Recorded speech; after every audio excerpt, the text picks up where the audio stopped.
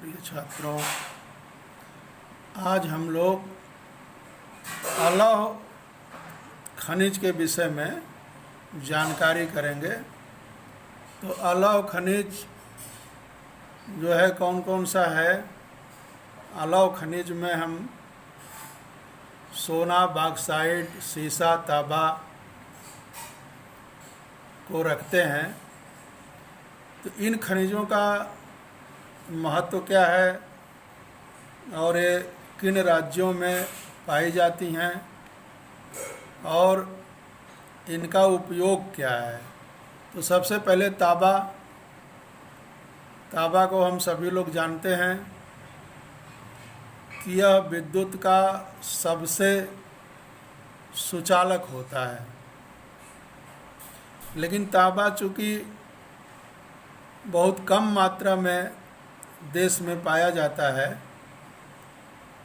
इसलिए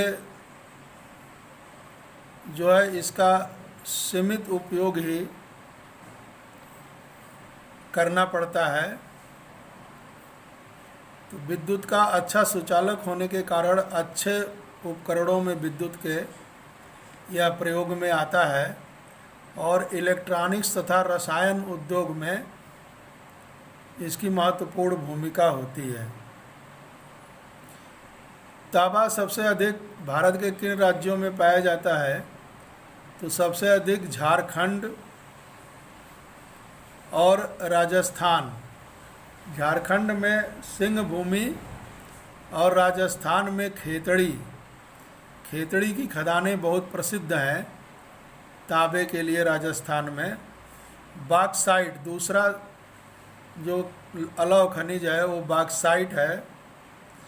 बॉक्साइट में हला एल्युमिनियम कई और अयस्कों में पाया जाता है, लेकिन सबसे अधिक एल्युमिनियम बॉक्साइट में ही पाया जाता है। बॉक्साइट को एल्युमिनियम का अयस्क भी कहा जाता है।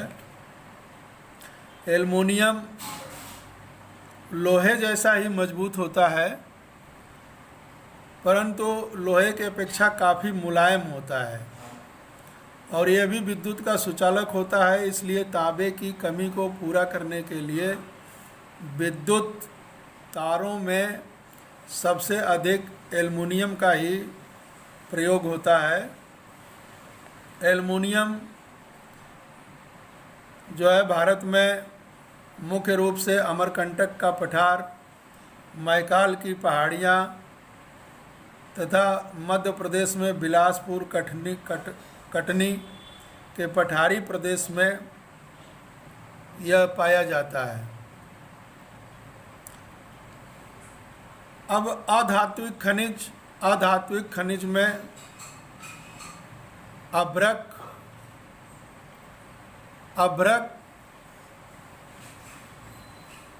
पारदर्शी काले, हरे, लाल, पीले और भूरे रंग का होता है। इसका उपयोग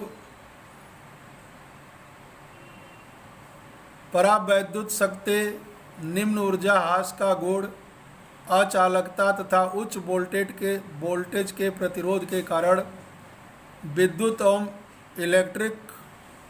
इलेक्ट्रॉनिक उद्योगों में इसका प्रयोग होता है। भारत में अभ्रक छोटा नागपुर पठार, बिहार और झारखंड में ये मुख्य रूप से पाया जाता है। इसकी बहुत बारीक पतली चादर बनाई जा सकती है।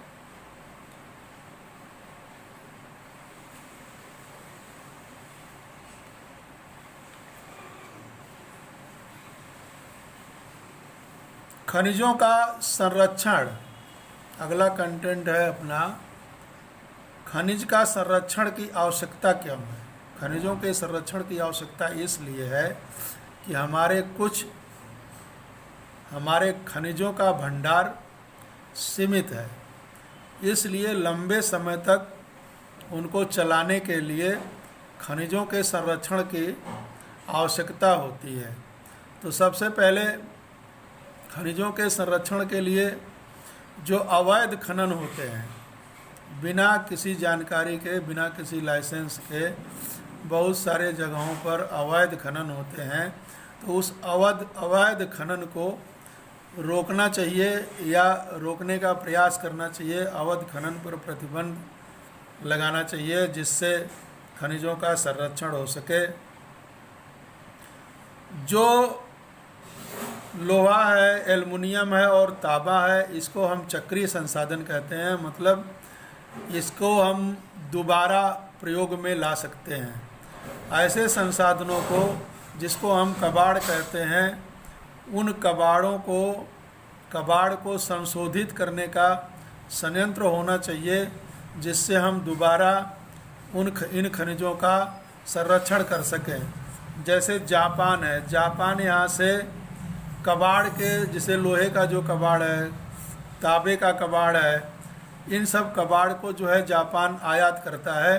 तो कच्चे माल के रूप में हम आयात न करें विदेशों को इस प्रकार के खनिज, इनके संशोधित रूप का हम आयात करें तो हम अपने खनिजों का संरक्षण कर सकते हैं और धातुओं की बर्बादी को भी हम रोक सकते हैं। जिन खनिजों की देश में कम उपलब्धता है, उन खनिजों का सीमित उपयोग करने के विषय में हमको जागरूक होना पड़ेगा। लोहा में हम सब लोग जानते हैं कि जंग लगता है, इसलिए हमको ऐसी व्यवस्था करनी चाहिए जिससे लोहे में जंग न लगे, जिससे लोहा अधिक समय तक, अधिक लंबे समय तक हमारे उपयोग में काम आ सके।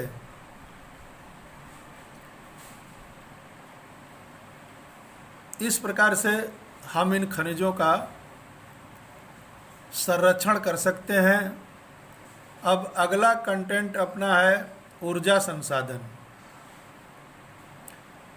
यह आर्थिक विकास के क्षेत्र जैसे उद्योग, कृषि और परिवहन के साधनों को गतिशीलता प्रदान करता है। हमारा जो ऊर्जा संसाधन है, ये आर्थिक विकास को अत्यधिक गतिशील बनाने का सबसे महत्वपूर्ण साधन है। जैसे कोयला हुआ, पेट्रोलियम हुआ, प्राकृतिक गैस हुआ, ये सब हमारे विकास की गति को तीव्र करने में सहायक होते हैं। तो ऊर्जा संसाधन को हम दो भागों में डिवाइड करते हैं।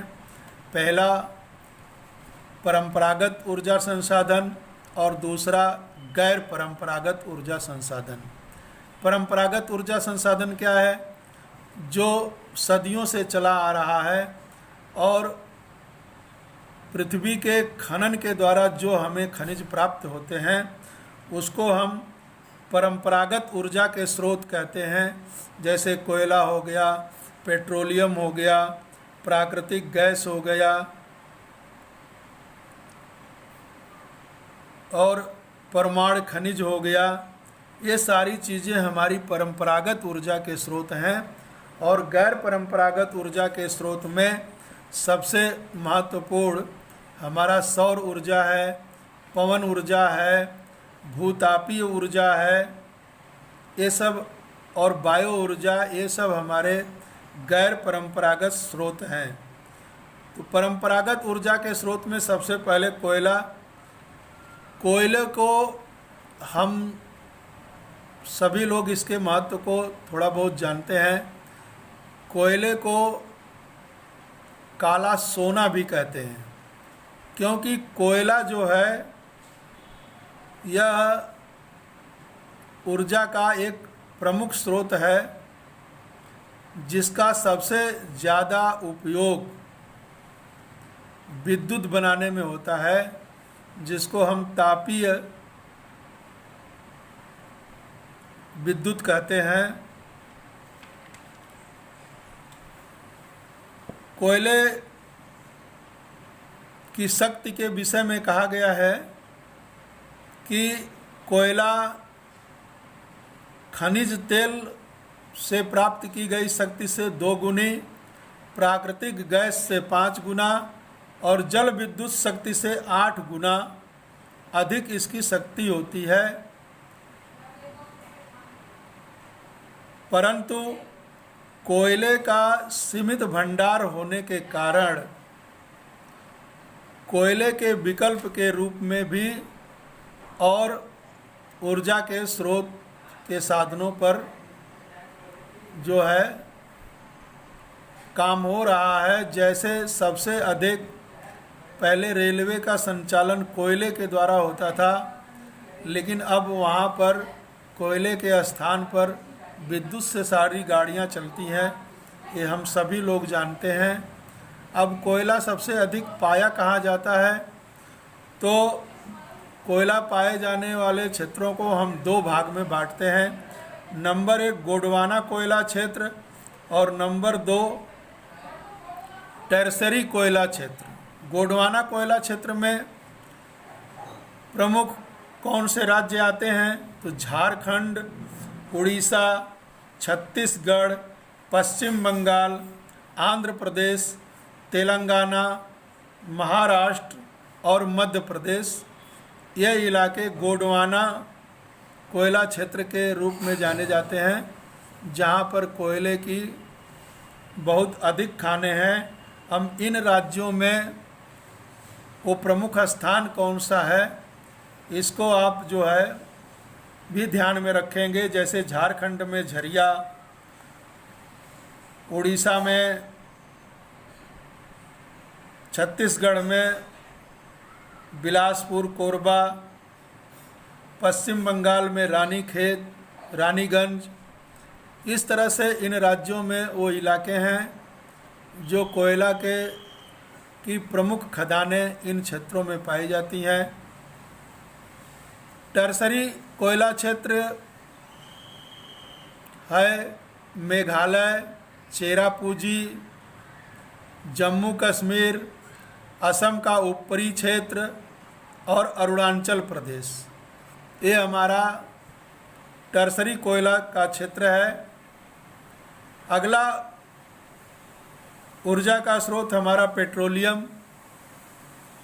पेट्रोलियम के उपयोग के विषय में हम सभी लोग जानते हैं।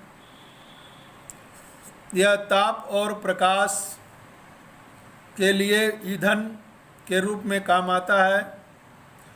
मशीनों और विनिर्माण उद्योग के लिए एक कच्चे माल के रूप में प्रयोग होता है। पेट्रोलियम की उत्पत्ति भी जीव जंतु और पेड़ पौधों के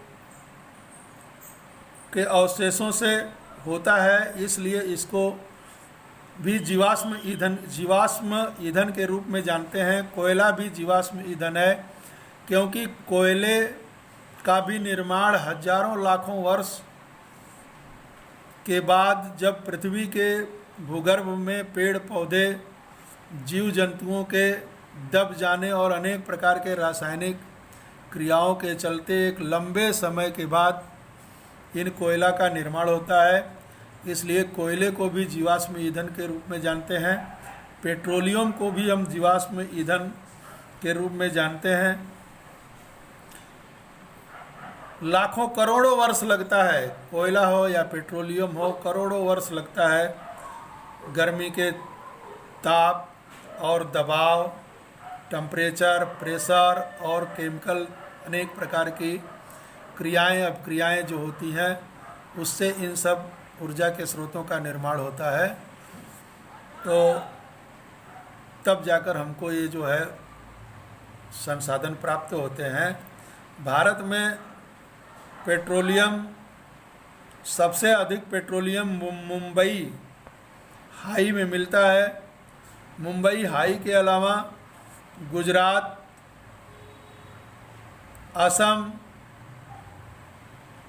असम में डिगबोई, नहरकटिया, मोरन, हुगरी जन जो है मुख्य उत्पादक क्षेत्र हमारे पेट्रोलियम के हैं। पेट्रोलियम के बाद प्राकृतिक गैस एक महत्वपूर्ण ऊर्जा का संसाधन है। और सबसे बड़ी बात जो है कि प्राकृतिक गैस से हमारे पर्यावरण को किसी भी प्रकार का नुकसान नहीं होता है, क्योंकि सबसे कम कार्बन का उत्सर्जन इन गैसों से होता है और इसका उपयोग जो है आजकल घरों में भी हो रहा है, अब सबको पता है। इससे जो है मोटर परिवहन माने गाड़ियों में भी गैसों का अब प्रयोग होने लगा है।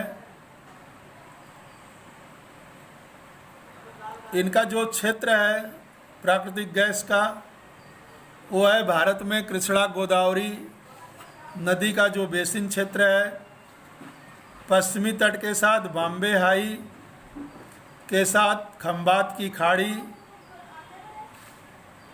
का क्षेत्र और अंडमान निकोबार द्वीप समूह से हमें प्राकृतिक गैस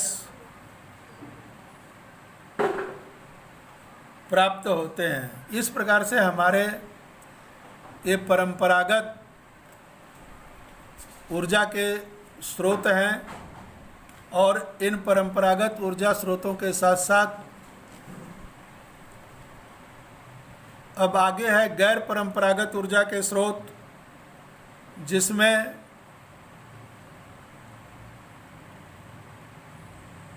जो है परमाणु ऊर्जा, सौर ऊर्जा, पवन ऊर्जा, ज्वारी ऊर्जा और भूतापी ऊर्जा। इनके विषय में हम लोग अगली कड़ी में जो है चर्चा करेंगे। आप जो है इस कंटेंट से आप एक होमवर्क के लिए क्वेश्चन नोट कर लीजिए। हमें खनिजों के संरक्षण की आवश्यकता क्यों होती है? हमें खनिजों के संरक्षण की आवश्यकता क्यों होती है? दूसरा लिख लीजिए, कोयले का निर्माण किस प्रकार हुआ? कोयले का निर्माण किस प्रकार हुआ?